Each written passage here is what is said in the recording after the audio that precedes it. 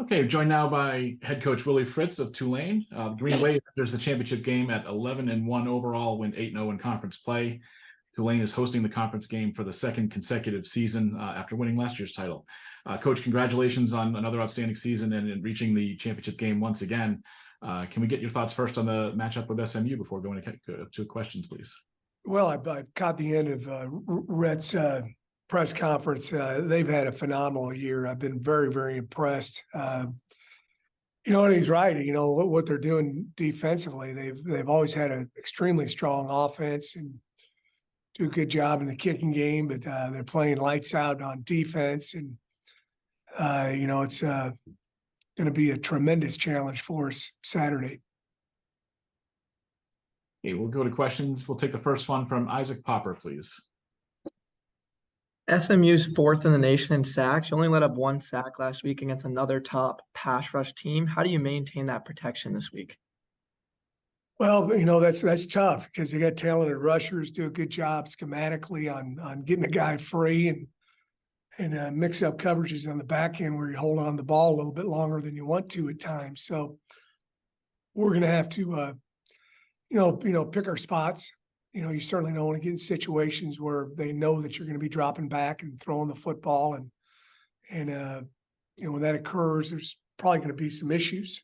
So you got to mix it up with the run and pass. I know that sounds simple, but it's something that you got to do, against a team that can really rush the passer like SMU can. We'll go to Ed Daniels for the next one, please. Willie, did you think coming into this year that you would have to lean on your defense more? It kind of played out that way during the season. There's different ways that we needed to win games based on availability of players. We've had quite a few injuries, and also against the opponent that we were playing, whether they were strong on offense or defense. And the defense has really risen to the challenge over the last few weeks.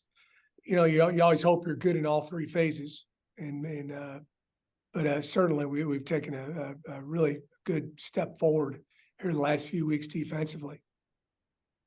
And what do you attribute that to, Coach? Oh, I think Coach Wood and the defensive staff have done an excellent job. The kids have bought into what we're doing. There were some similarities to what we did last year compared to this year, but there are also a lot of differences. And I think over time our guys were able to, pick up, what we're doing and the nuances of it. The game happens so fast, and you have to make adjustments with calls and changing calls and and shifts and motions and and tempo and all those different kind of things. And I think our guys have developed being very comfortable with what we're doing defensively. It's allowed us to play fast and play better. We'll go to Garland Gillen for the next, please. Hey, Willie. Receivers, Jaquan, Lawrence, are any of those guys going to be available this week? How's their status? We're hoping that Quan's going to be able to play this weekend. I don't think Lawrence is, but we feel pretty good about Jaquan being able to play this weekend. Okay, next will be Mark Narducci, please. Well, I just wanted to ask you about Michael Pratt. He's had another fine season, but has he been 100%? He's looked a little banged up out there. Well, throughout the course of the year, he hasn't always been 100%, but he's in good shape, right now. And, he's, a dual threat quarterback. So there's going to be times where he had a couple of tough runs on last Friday as well, but he's healthy and doing well. Thank you.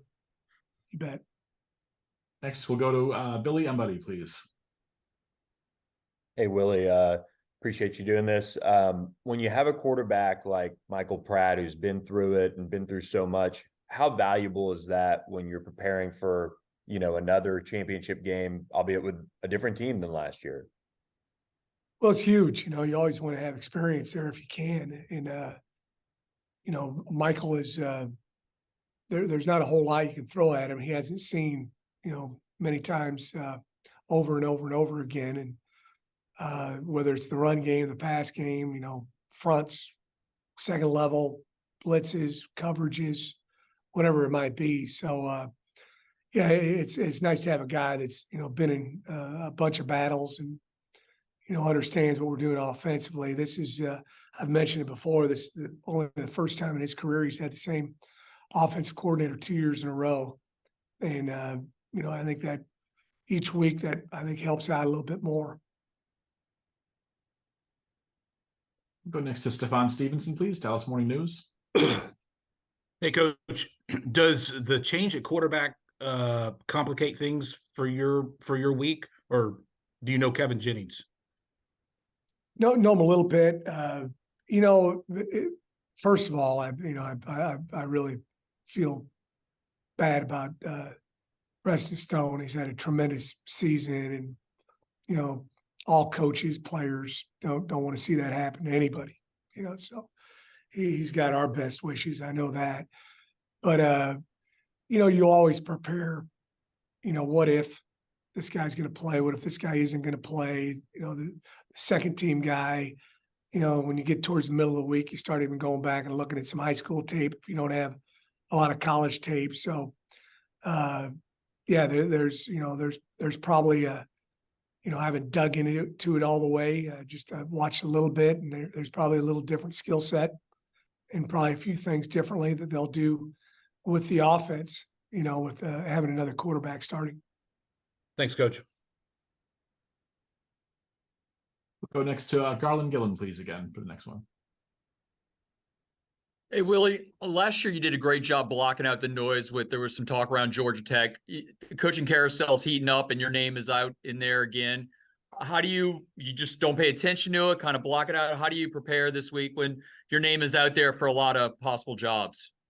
Well, it's, you kind of hope you're in this position, I guess, every year. That means things are going pretty well, but, it's easy for me to do it. I just, work on take on the task at hand, and that's all I'm concerned about. And, as I tell my kids and players and coaches, at the beginning of the year, I will never be a distraction to Tulane football. And, so that's the only thing that I'm concerned about is ball game at 3:00 on Saturday.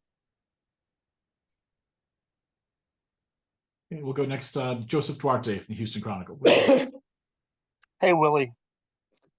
Hi, Willie, my question was along those lines, but I guess to take it a step further, with the focus on your team in the championship game, do you prefer, if you are being pursued, not to do anything in the week? Have you told teams, specifically Houston, if there's interest, do you not plan to do anything in terms of talk until after the game? Yes.